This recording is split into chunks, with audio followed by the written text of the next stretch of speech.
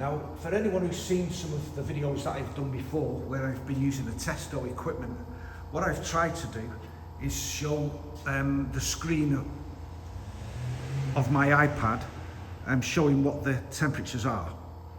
So, as you can see at the moment, I mean, look, this is a small system. There's only so much I can demonstrate. I do have limitations inside a building.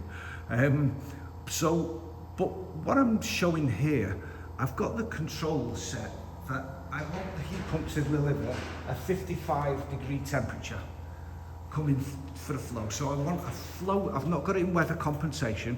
I've got it in direct flow in the settings of the controller. I want 55 degrees. That's what I've asked it to deliver. Now, bear in mind, it's an R32 unit. It's a little 5 kilowatt unit as well. I'm asking it to push its boundaries, and I want 55 degrees coming into my system. The reason for doing this video is I want to show, I mean, look, none of the pipework is insulated. This was installed probably about 3 weeks ago inside our unit. And, you know, at this moment in time, I've not put any insulation on it. So you can imagine that there is, between that 3-port valve and these radiators, there is a little bit of heat loss occurring, which is only to be expected. But what I wanted to show is that we are getting that heat into those radiators, whichever way we look at it. So if I've sized those radiators to run at, let's say, a flow of 50 degrees for achieving 21 in the room space, let's just say, I've got my 50 plus degrees going into those radiators now, actually getting that heat into those emitters. So this heat pump is more than capable of delivering that higher flow temperature.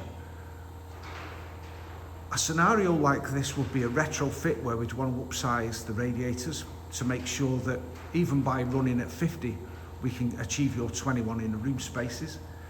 Or we've got a well-insulated renovation, and a well-insulated retrofit for that matter. The more insulated that home is, the better an R32 unit will run and deliver on efficiency.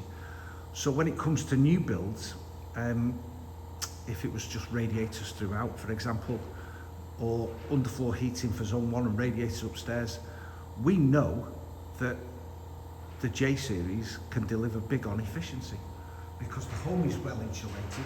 The materials for the build of the unit, the U values are so low, which means that that building is pretty much airtight.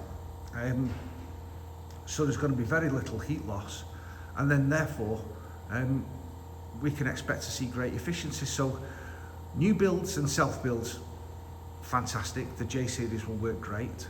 And on well insulated retrofits that have got upsized radiators so we can run at a lower flow temperature. We wouldn't run this, so at the moment your existing boiler may be delivering 60 or 65 degrees into those radiators, those existing radiators in your home. We wouldn't be running the J Series at that temperature. We'd be running it at about 45, 50 to give you that fantastic efficiency. So we'd be running at a low temperature for longer periods. So I just wanted to demonstrate that what I ask this system to deliver on flow temperature, it will bring it in. And if I just bring my screen back in, just while I've been talking, we can see now that we're up at, the flow is 53 degrees going in to that radiator. Obviously a little bit of balancing needs doing on the radiators, but look, this is for training purposes and demonstration purposes. So, it's not real world. What is real world is the temperature that you can see going into those radiators. So, yes, the system's not balanced. Yes, the pipework isn't insulated, but what we're demonstrating here is, can that heat pump deliver that flow temperature into those radiators? And bear in mind, this is the little 5 kilowatt unit as well. So yes, it can.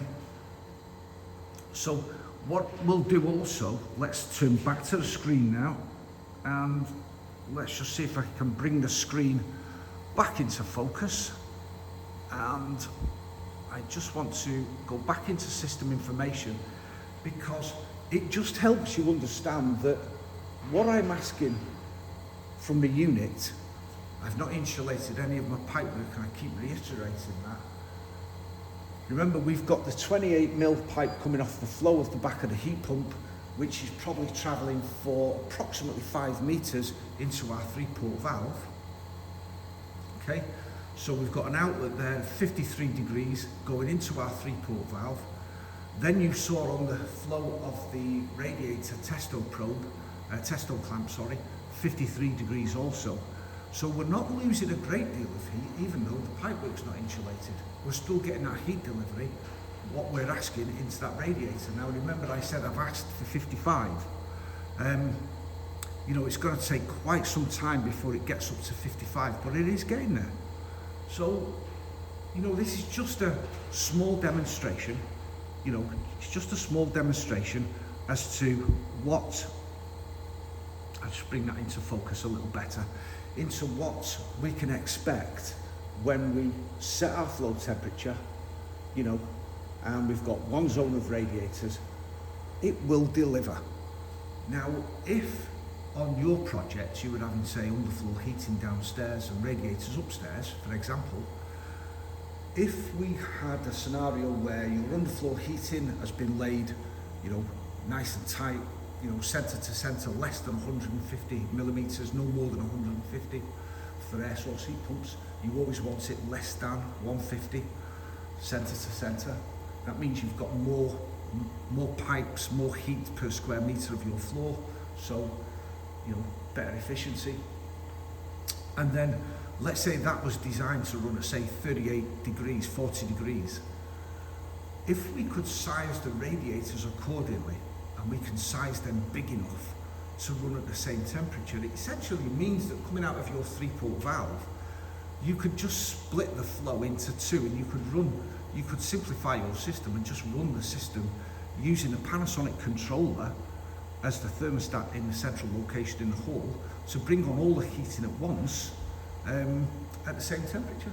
It's just an idea. Because it keeps your system simplified. That Panasonic Aquarea controller will modulate your system to work at its most efficient. When you start incorporating additional thermostats or additional 2-port valves and zoning the system into 2 and 3 zones and things like that, it starts putting a chokehold on efficiency, in my opinion. Some may suggest different, but the more simplistic and minimalistic you can leave your system, the better it will perform. So an ideal scenario for me was, if it was going to have underfloor downstairs and rads upstairs, I'd still use the Panasonic controller as the thermostat in the hallway, for example, and I would bring all the system on as one. So when you want your underfloor on, the rads would come on as well, but you'd have TRVs on your rads in your bedrooms and in your study room, you know. So you could turn those rooms down or even off using a TRV if you wanted, but it would still simplify the system rather than putting additional 2 ports all over the place with extra thermostats. So just